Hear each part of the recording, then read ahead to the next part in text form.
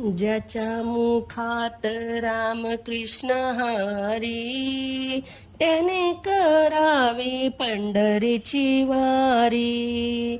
ज्याच्या मुखात रामकृष्ण हरी, त्याने करावी पंढरीची वारी.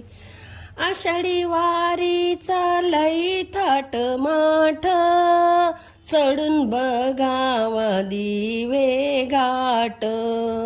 आषाढी वारीचा लई थाट माठ, चढून बघावा दिवे घाट.